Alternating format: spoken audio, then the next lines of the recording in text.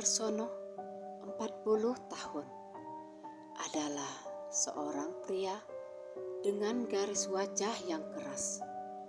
Namun, matanya menyimpan kehangatan seorang ayah.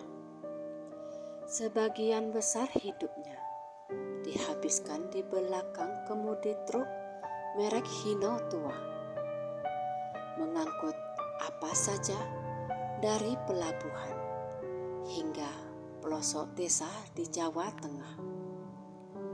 Baginya, jalanan adalah rumah dan suara mesin yang menderu adalah lagu pengantar tidur. Malam itu, bulan menggantung penuh, memandikan jalanan aspal yang berkelok-kelok di antara perbukitan daerah selatan Jawa dengan cahaya perak yang suram. Denny sedang dalam perjalanan terakhirnya untuk minggu itu. Muatannya kali ini adalah bahan bangunan. Puluhan sak semen, tumpukan batu bata merah, dan beberapa ikat besi beton. Semuanya tertutup terpal biru tua yang diikat erat. Pesanan Bapak Haryo, gumam Denny sambil menyeruput kopi hitam dari termosnya. Ia sudah menghubungi pemesan beberapa kali, namun sambungan selalu terputus-putus. Anehnya, pembayaran sudah lunas diterima. Ini jarang terjadi di bisnis ini. Biasanya, sisa pembayaran diserahkan setelah barang diturunkan. Tujuan terakhirnya, menurut surat jalan, adalah Desa Sido Makmur.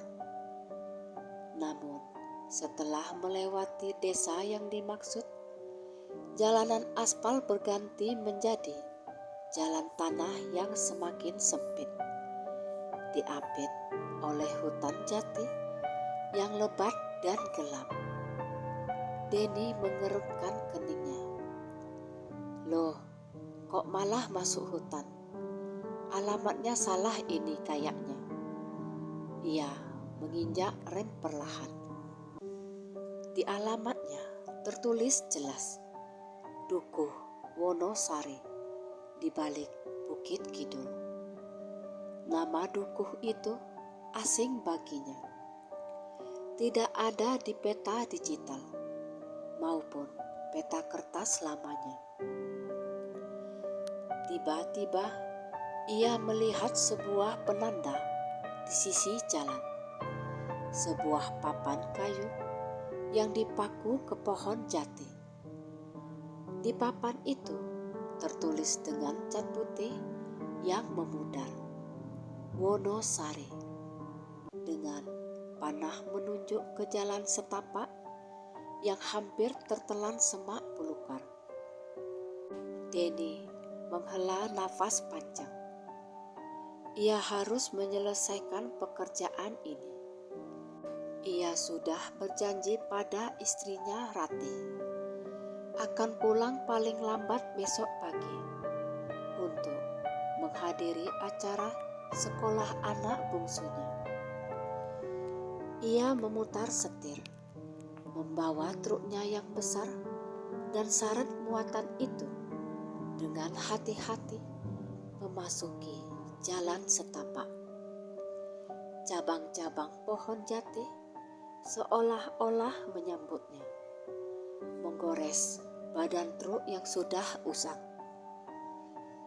Udara di sini terasa berbeda, lebih dingin dan berbau tanah basah dan bunga melati liar. Setelah sekitar 10 menit berjalan pelan, mesin truk yang sudah tua mulai kesulitan menanjak. Denny memaksanya berjuang melewati gundukan tanah dan batu. Saat itulah dari balik kabut tipis yang tiba-tiba menyelimuti. Ia melihat seseorang berdiri. Sosok itu adalah seorang pria yang tampaknya seusia dengan Denny, mengenakan kemeja batik coklat tua dan celana kain yang rapi. Ia berdiri di bawah sebatang pohon beringin yang sangat besar. Akarnya menjuntai seperti tirai. Pria itu tersenyum tenang, senyum yang entah mengapa terasa sedikit dingin. Denny menghentikan truknya. "Selamat malam, Pak. Saya Denny, pengirim bahan bangunan. Apakah ini tempatnya?" tanyanya sambil membuka jendela. Pria itu mendekat. Langkahnya hampir tak terdengar di atas tanah. "Selamat malam, Pak Denny. Benar, inilah tempatnya. Saya Jagat yang ditugaskan menjemput Anda." "Jagat?" Denny menggaruk kepalanya. "Tapi pesanannya ke Bapak Haryo. Beliau ada di dalam. Mari ikut saya," jawab Jagat. Suaranya pelan dan berwibawa. Namun di mata Denny ada kilatan aneh yang sulit diartikan. "Tunggu, Pak. Bagaimana dengan truk saya? Jalanannya sempit begini." Jagat menoleh, menatap hutan di samping mereka. "Jangan khawatir, Pak Denny. Setelah belokan ini, jalannya akan terbuka. Ikuti saja saya." Denny merasa ada yang tak beres. Tetapi Jagat sudah berjalan terlebih dahulu, menghilang di telan kabut. Denny tak punya pilihan lain. Ia memacu truknya, mengikuti perasaan aneh yang berdesir di hatinya. Begitu truk melewati pohon beringin raksasa itu, pemandangan di depannya berubah drastis. Kabut tebal itu seolah-olah terbelah. Jalan setapak yang sempit itu tiba-tiba menjadi jalan berbatu yang lebar dan bersih. Di kedua sisinya bukan lagi hutan jati yang gelap, melainkan sawah yang membentang hijau dengan irigasi air jernih yang mengalir tenang. Di ujung jalan berdiri sebuah dukuh yang megah dan tenang, seolah-olah baru saja ditarik dari lukisan kuno. Rumah-rumah di sana didominasi arsitektur Jawa kuno dengan atap joglo yang terbuat dari kayu jati terbaik, ukiran-ukiran halus, dan halaman yang bersih. Penerangan di dukuh itu bukan lampu listrik, melainkan obor besar yang memancarkan cahaya kekuningan yang lembut. Keheningan di desa itu sempurna. Tak ada suara knalpot, tak ada suara musik, hanya desiran angin dan suara cangkrik yang merdu. "Subhanallah," bisik Denny terpukau. "Ini bukan desa yang terpencil. Ini adalah permukiman yang luar biasa terawat. Jauh lebih mewah daripada desa-desa kaya yang pernah ia singgahi." Jagat muncul kembali, menunggunya di gerbang dukuh. Ia menunjuk menunjuk ke sebuah rumah joglo terbesar yang berdiri di tengah. Silakan Pak Denny, muatan itu untuk pembangunan Balai Agung yang baru. Kami akan segera membantu Anda menurunkan semuanya. Denny mematikan mesin truknya. Ia keluar, merasakan udara yang sangat segar. Ia melangkah menuju Jagat. Rasa penasaran mengalahkan rasa takutnya. Maaf Pak Jagat, apakah ini Dukuh Wonosari? Saya belum pernah dengar ada dukuh semewah ini tersembunyi di balik hutan. Jagat tersenyum. Kali ini lebih lebar dan matanya memancarkan cahaya yang aneh. Tentu saja Pak Denny, kami tidak biasa menerima tamu dari luar. Anda adalah tamu istimewa karena bahan bangunan ini adalah kebutuhan yang sangat penting bagi kami. Selamat datang di Wonosari. Saat Jagat mengucapkan kata-kata itu, Denny merasa bulu kuduknya berdiri. Sebuah bisikan halus terdengar di telinganya. Seolah-olah suara ratusan orang berbicara bersamaan dalam bahasa yang tak ia kenal. Ia sadar ini bukan desa biasa. Ia baru saja memasuki wilayah yang sangat jauh dari jangkauan manusia biasa. Denny menelan ludah, berusaha keras untuk tetap tenang. Ia telah menjadi supir truk selama 20 tahun. Bertemu berbagai macam orang aneh, tetapi perasaan ini, perasaan bahwa ia telah melintasi sebuah batas tak kasat mata. Mari Pak Denny, Pak Haryo sudah menunggu. Beliau ingin menyampaikan rasa terima kasihnya secara langsung. Denny mengikuti Jagat. Setiap langkah yang ia ambil di atas jalan berbatu yang rapi itu terasa berat. Ia memperhatikan sekeliling. Di halaman ada beberapa sosok lain, pria dan wanita. Semuanya berpakaian tradisional Jawa yang bersih dan rapi. Mereka bergerak tanpa suara. Dan anehnya, tak ada satupun anak kecil yang terlihat bermain.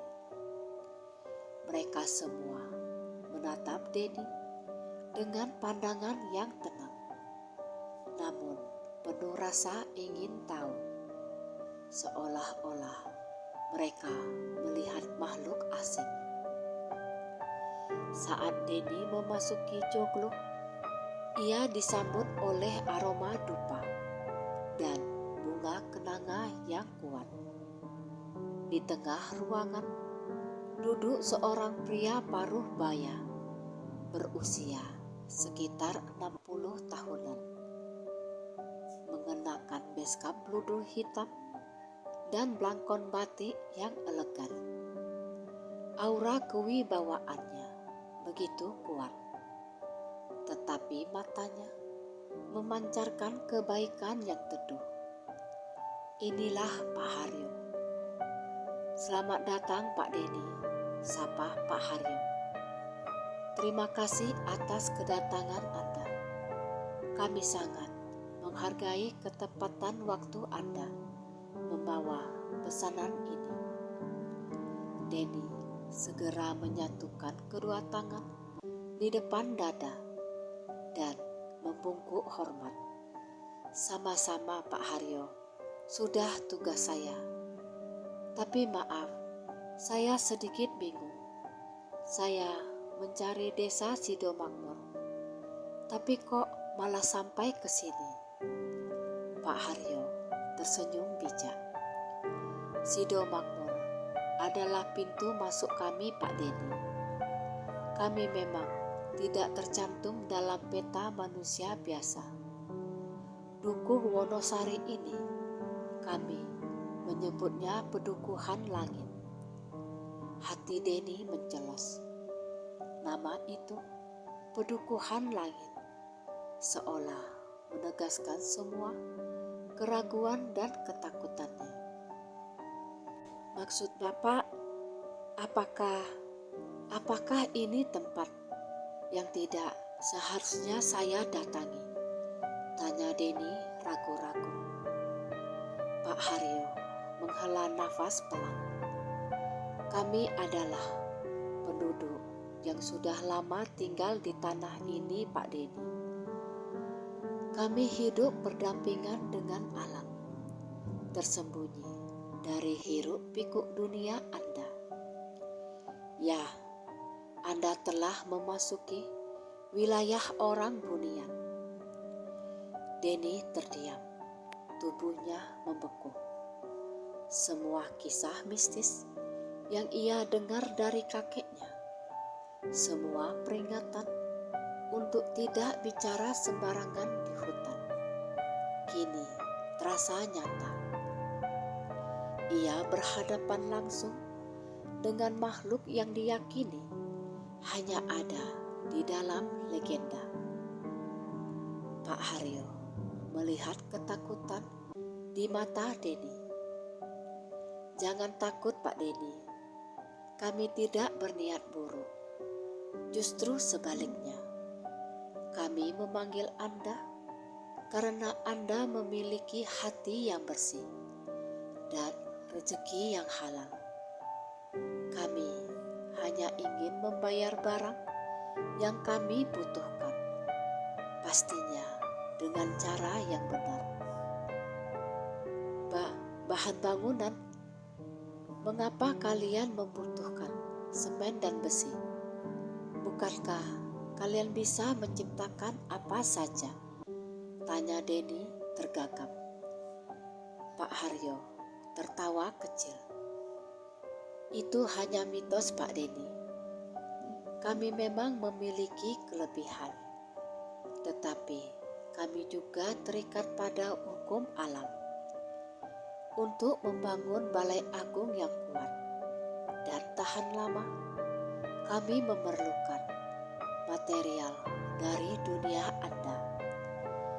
Material yang telah diproses oleh tangan manusia karena kami tidak bisa memprosesnya sendiri.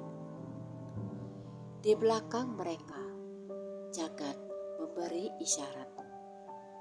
Beberapa pria bunian mulai bergerak menuju truk Denny.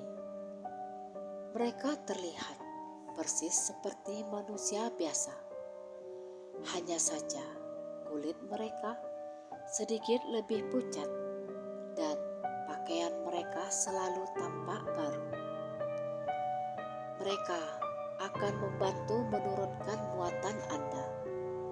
Anda bisa beristirahat sebentar, kata Pak Haryo. Denny berjalan keluar dari joglo. Ia melihat para pria bunian itu mulai menurunkan material. Dan apa yang terjadi selanjutnya membuat Denny semakin terkejut.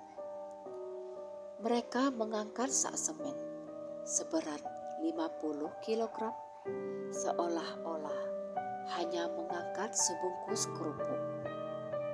Mereka memindahkan tumpukan batu bata dengan sekali angkat, tanpa terlihat berkeringat sedikit pun. Gerakan mereka cepat, teratur, dan yang paling aneh, tidak mengeluarkan suara benturan sama sekali. Di tengah kegelisahannya, mata Denny tertuju pada area di samping joglo. Itu adalah kebun, tetapi bukan kebun biasa. Tanaman buah dan sayuran di sana tumbuh begitu subur. Buah-buahan tergantung ranum, dan semua bunga mekar bersamaan, memancarkan aroma yang memabukkan. Semuanya sempurna, tak ada hama, tak ada daun yang layu. "Itu kebun kalian?" tanya Denny kepada Jagat yang kini berdiri di sampingnya. "Ya, ini adalah kebun pangan kami. Alam di sini sangat subur. Tapi Denny, ada satu hal yang harus Anda perhatikan. Selama Anda berada di Wonosari, jangan pernah menyentuh atau memakan apapun dari sini. Kami hanya bisa menawarkan air putih dan makanan yang sudah kami masak. Kalau Anda memakan hasil bumi kami, Anda akan selamanya terikat di sini, menjadi salah satu dari kami." Peringatan itu terasa seperti tamparan dingin. Denny teringat akan nasihat Ratih, istrinya, tentang bahaya memakan makanan saat tersesat di tempat asing. "Baik Pak Jagat, saya mengerti. Saya hanya akan minum air yang disajikan," janji Denny dengan dada berdebar kencang.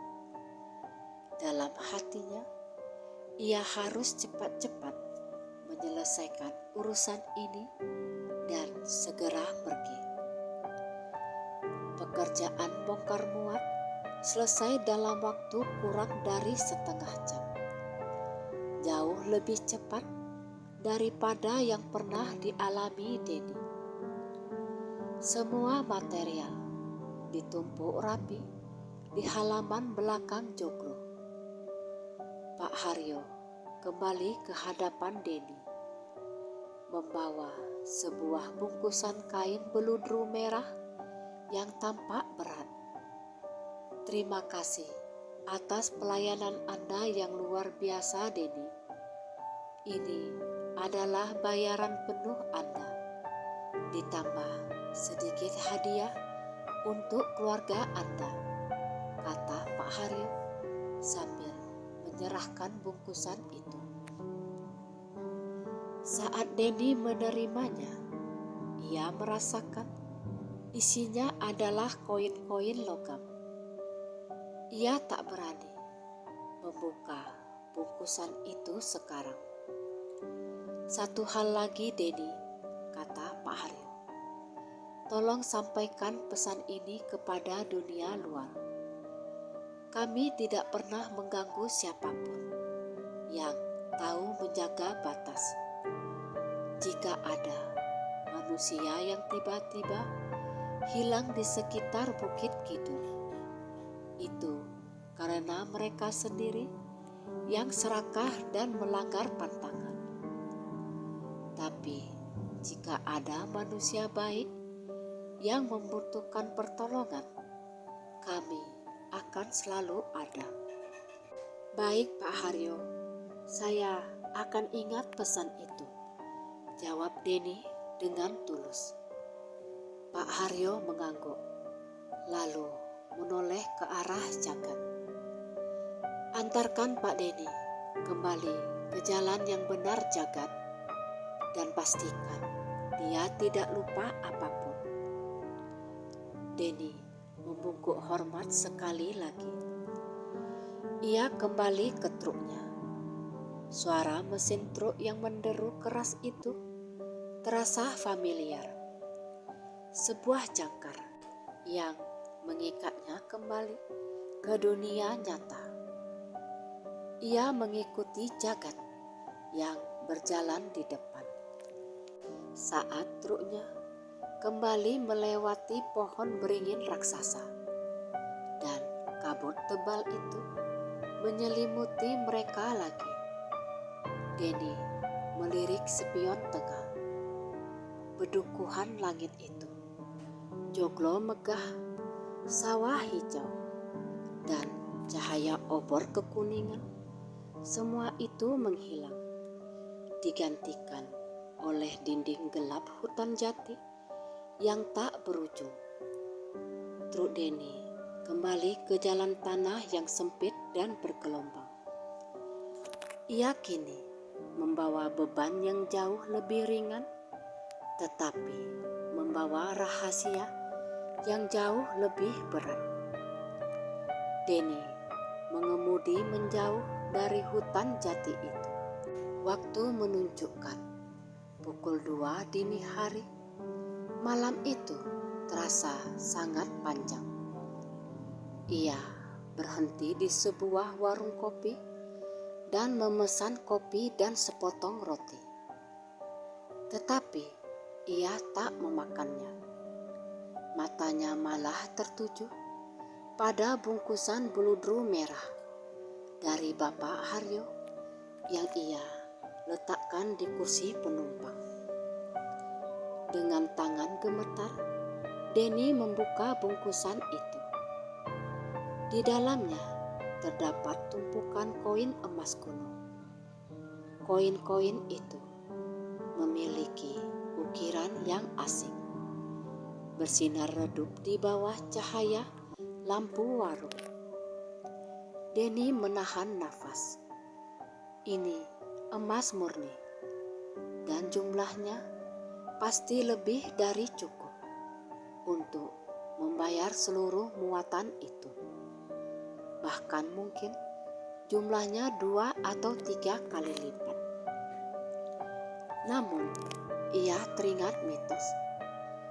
Seringkali dikatakan, harta dari dunia gaib akan berubah wujud jika dibawa ke dunia manusia. Misalnya, menjadi daun kering, serpihan genteng, atau bahkan kotoran hewan. Ia mengambil satu koin dan menggosoknya. Koin itu terasa padat dan berat, dengan kilau emas yang meyakinkan.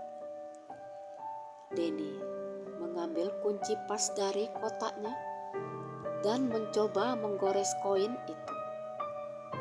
Goresan itu tidak merusak permukaan, menandakan logam itu sangat keras, layaknya emas murni berkualitas tinggi. Denny menutup kembali bungkusan itu.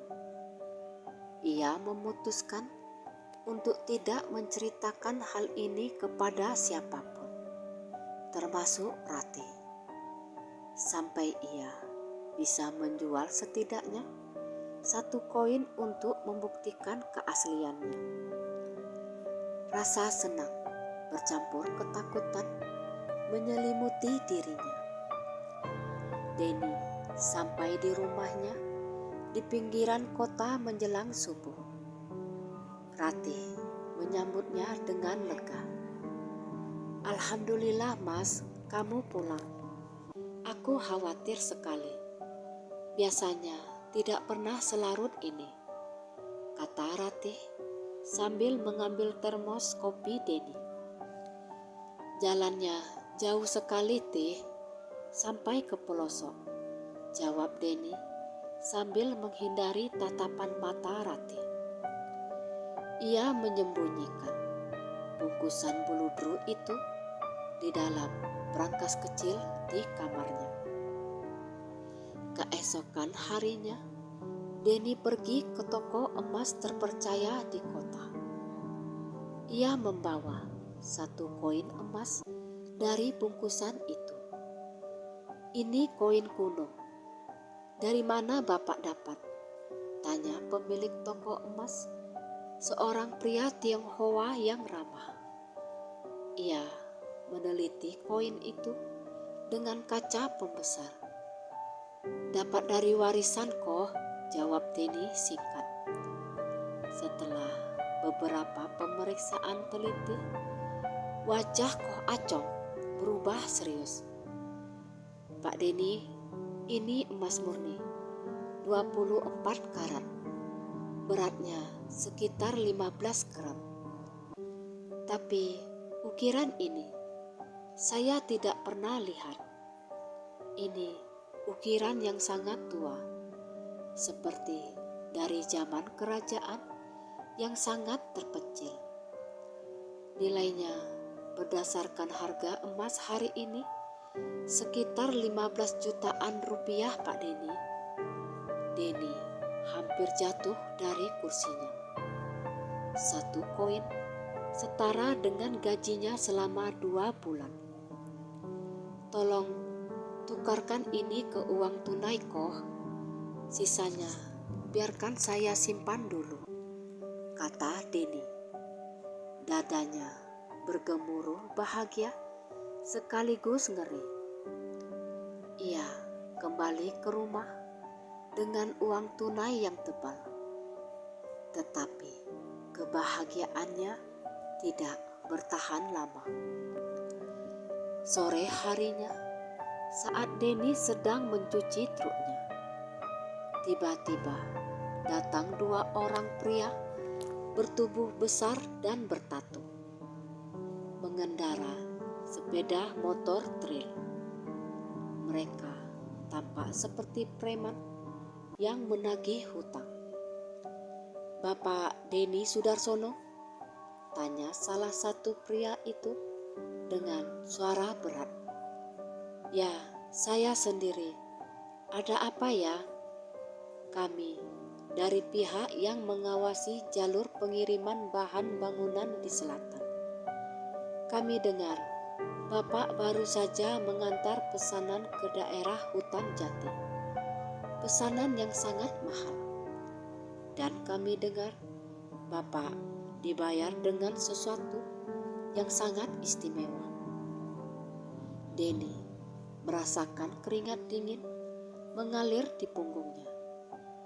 Informasi ini menyebar cepat sekali. Padahal ia hanya bicara dengan Ratih dan Koh Acong.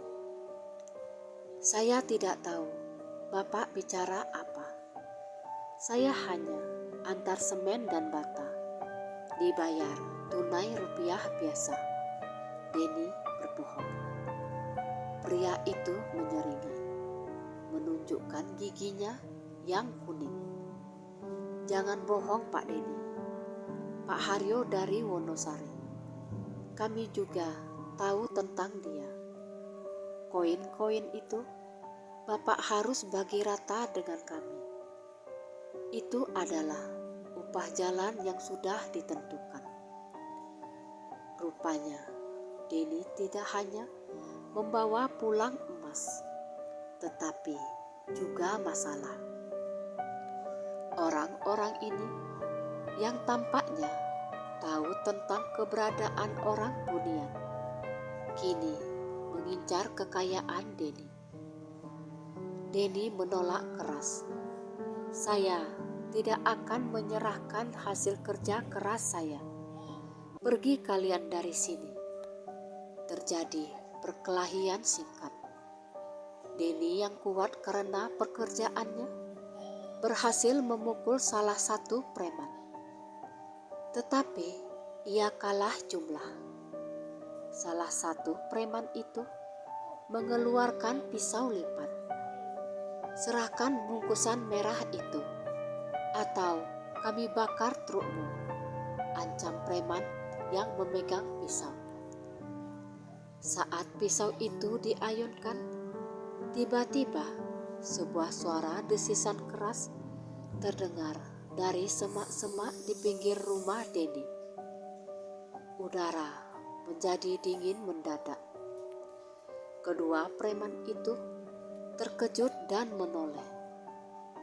Dari balik semak muncul bayangan hitam yang sangat besar.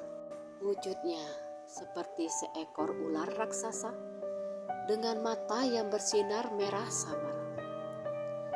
Walaupun Denny tidak melihat wujudnya secara utuh, Ia merasakan aura dingin yang sama seperti saat ia berada di bawah pohon beringin Wonosari. Kedua preman itu yang tadi tampak gagah kini pucat pasi. Pisau di tangan preman itu jatuh berderak di atas tanah. "Ampun, maafkan kami gak akan ganggu lagi," seru salah satu preman dengan suara tercekat ketakutan. Mereka melompat ke atas motor dan kabur secepat kilat. Denny berdiri mematung. Setelah beberapa saat, udara dingin langsung menghilang dan bayangan raksasa itu lenyap. Hanya ada keheningan dan aroma melati yang samar. Denny sadar Pak Haryo tidak hanya memberinya emas, ia juga memberinya perlindungan. Janji orang bunian untuk membantu manusia baik yang membutuhkan pertolongan baru saja ditepati. Pengalaman Denny di Wonosari dan ancaman dari preman itu telah mengubah pandangannya tentang hidup. Emas yang ia miliki, yang tersisa sekitar 20 koin lagi, adalah kekayaan besar. Namun, ia ingat pesan Pak Haryo. Jangan serakah dan tetaplah menjaga batas. Denny akhirnya menceritakan semuanya kepada Ratih. Awalnya, Ratih terkejut dan takut. Tetapi setelah mendengar kisah perkelahian dengan preman dan bagaimana Denny dilindungi oleh bayangan misterius, ia mulai percaya. "Mas, kalau ini memang rezeki dari Yang Maha Kuasa, jangan kita gunakan untuk kemewahan yang berlebihan. Kita pakai untuk hal yang bermanfaat, agar berkah ini tidak hilang." Denny setuju. Mereka memutuskan untuk menggunakan kekayaan itu dengan sangat hati-hati, seperti melunasi hutang, membeli rumah, dan membuka usaha. Ia membeli 1 unit truk bekas yang lebih baru dan mempekerjakan seorang supir muda yang bertanggung jawab.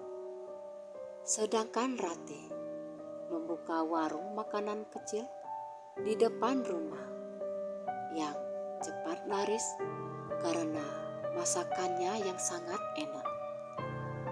Dalam waktu 1 tahun, Denny dan Ratih tidak menjadi kaya raya yang mencolok, tetapi mereka menjadi keluarga yang sejahtera dan tenang. Denny menjadi pemilik 2 truk dan juragan kecil, sementara Ratih memiliki usaha sendiri. Semua berjalan lancar, seolah-olah ada tangan tak terlihat yang membantu melancarkan rezeki mereka. Mereka selalu menyisihkan sebagian penghasilan untuk disedekahkan, terutama untuk anak yatim di desa sekitar hutan jati. Suatu sore, setahun setelah Denny mengunjungi Wonosari, Denny sedang duduk di teras sambil menikmati secangkir teh, memandangi truk barunya yang mengkilap. Tiba-tiba ia merasakan aroma melati yang kuat, aroma yang selalu menyertainya setiap kali ia mengalami hal supranatural. Di depan gerbangnya berdiri seorang pria paruh baya dengan kemeja batik persis seperti yang dikenakan Jagat setahun yang lalu. Tetapi kali ini wajahnya tampak lebih tua dan lebih teduh. "Selamat sore, Pak Denny," sapa pria itu. "Sore, Pak." Denny berdiri, mengenali aura kesopanan yang sama. "Saya Jagat. Pak Haryo mengirim saya untuk melihat keadaan Anda." Denny tertegun. "Pak Jagat, alhamdulillah, saya baik. Mohon sampaikan terima kasih tak terhingga kepada Pak Haryo. Berkah dari beliau sungguh membantu kami." Jagat tersenyum, menatap sekeliling. "Kami melihat Anda menggunakan rezeki itu dengan bijak, Pak Denny. Anda tidak tamak dan Anda tetap rendah hati. Itu adalah sifat yang paling kami hargai. Saya hanya mencoba menepati janji untuk menjadi manusia yang baik, Pak Jagat," jawab Denny tulus. Jagat berjalan mendekat, mengeluarkan sebuah bungkusan kecil yang terbuat dari kain putih bersih. Bungkusan itu tidak seberat bungkusan emas yang pertama. "Ini adalah hadiah terakhir dari Pak Haryo," kata Jagat. "Anda sudah melunasi utang Anda kepada dunia, dan Anda sudah memiliki pegangan hidup yang mapan. Ini bukan emas atau harta. Ini adalah sebuah penawar." Denny menerima bungkusan itu. Di dalamnya ada sepasang batu akik kecil berwarna hijau lumut, memancarkan cahaya lembut. "Kami tahu, Pak Denny, Anda sudah lama mendambakan anak laki-laki. Pasangan batu akik ini sudah diberkahi dengan energi kesuburan dari bumi kami. Gantungkan satu di kamar Anda dan satu lagi di kamar anak perempuan Anda. Dalam waktu dekat, keluarga Anda akan bertambah." Jagat menatap Denny dengan penuh kasih. "Kini tugas kami sudah selesai. Kami harap Anda tetap menjaga kebaikan dan kesederhanaan Anda." Sebelum Denny sempat mengucapkan terima kasih, Jagat mundur perlahan dan menghilang di hutan jati. Sosoknya memudar bersamaan dengan hembusan angin yang membawa aroma melati. Denny segera memanggil Ratih dan menceritakan kunjungan Jagat dan hadiah batu akik itu. Ratih menangis terharu. Mereka sudah menikah selama 15 tahun dan memiliki 2 putri. Tetapi mereka selalu berharap memiliki seorang putra. Mereka telah mencoba berbagai pengobatan, tetapi belum berhasil. Mereka mengikuti petunjuk Jagat, dan 6 bulan kemudian kabar bahagia itu datang. Ratih hamil, dan 9 bulan setelah itu Denny dan Ratih dikaruniai seorang putra tampan yang sehat. Mereka menamai putra mereka Aryo Seno, yang menggabungkan nama Bapak Haryo sebagai bentuk penghormatan dan rasa syukur. Kisah Denny, truknya, dan pesanan bahan bangunan dari orang Bunian menjadi cerita yang ia simpan rapat-rapat. Ia tidak pernah lagi kembali ke hutan jati Bukit Kidul, dan Wonosari tetap menjadi rahasia yang ia hargai. Denny Sudarsono, mantan sopir truk yang sederhana, kini hidup bahagia.